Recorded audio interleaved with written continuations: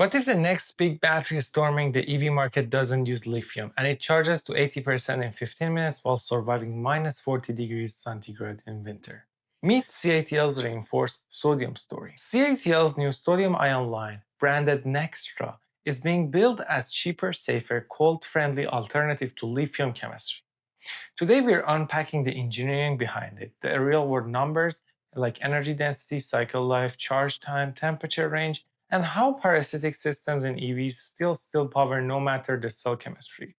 I'll show you what CATL actually announced, what independent tests and standards say, where the trade-offs lie, and how this technology will change vehicle designs and charging behavior or not. Stick with me, we will compare hard figures and cite the sources so you can judge the hype. Hello everyone, I'm Shayan, an engineer specialized in electric vehicle development. Battery technology isn't just lab bragging. It dictates car cost, range, cold weather behavior, and production scale.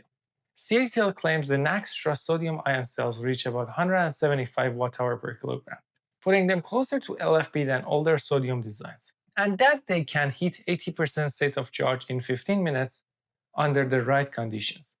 CATL also says the cells run across a massive temperature window and are ready for volume use. Those are game-changing anchors if they hold up. Sodium-ion batteries swap sodium for lithium as charge carrier. Sodium is bigger and heavier than lithium, but it's cheap and widely available. The challenge has been making electrodes and electrolytes that let sodium move efficiently without destroying energy density or cycle life. CATL's engineering answer is what they call a reinforced sodium architecture. Cell recipes and pack level designs that compensate for sodium disadvantages like bigger ion sizes, electrode expansions, while taking advantage of sodium's low material cost and safety profile. The company's announcements and products briefing show they have optimized cathode materials and cell structures to push the energy density upward. That's how they claim the 175 watt-hour per kilogram figure, a notable leap for sodium-ion technology. Key numbers and what they mean for you. Energy density is 175 watt-hour per kilogram. CATL reported sodium-ion cells reaching 175 watt-hour per kilogram, which narrows the gap to LFP and makes passenger cars range feasible for some vehicle architectures. The figure is headline. It suggests a sodium-ion pack could power mid-range EVs without massive penalties in weight or volume. Independent write-ups and CATL's own releases reference this milestone. Fast charging to 80% in 15 minutes.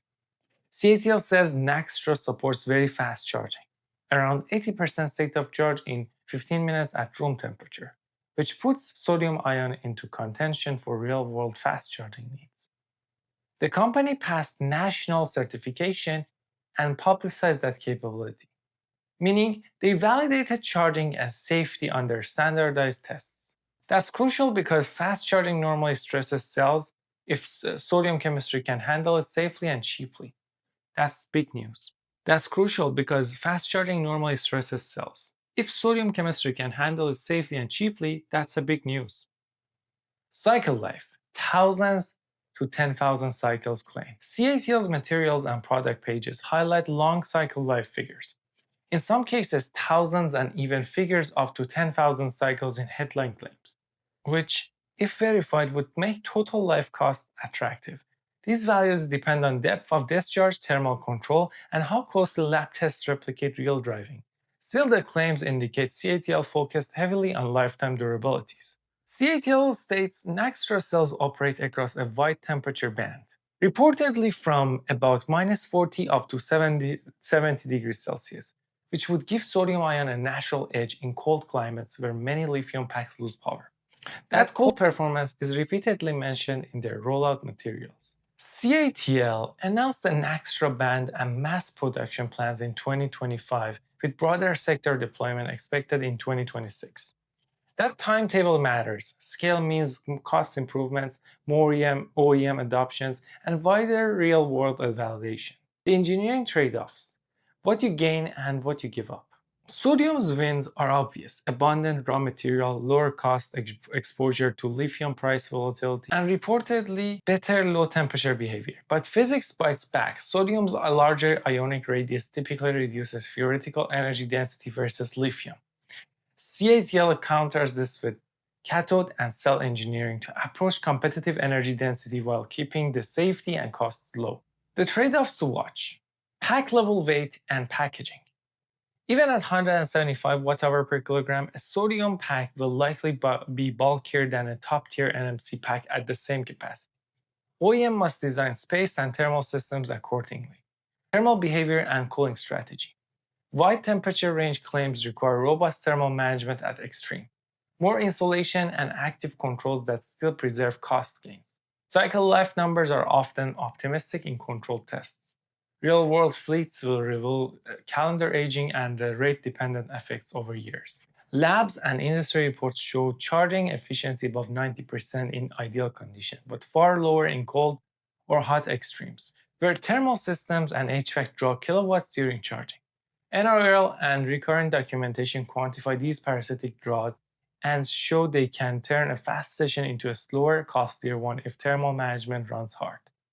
So even if sodium cells charge fast on paper, a car that spends extra kilowatt heating or cooling, the pack during that stop will see slower net gains. CATL claims are promising, but car makers will still need to integrate smart thermal strategies and cabin systems to unlock the full benefit.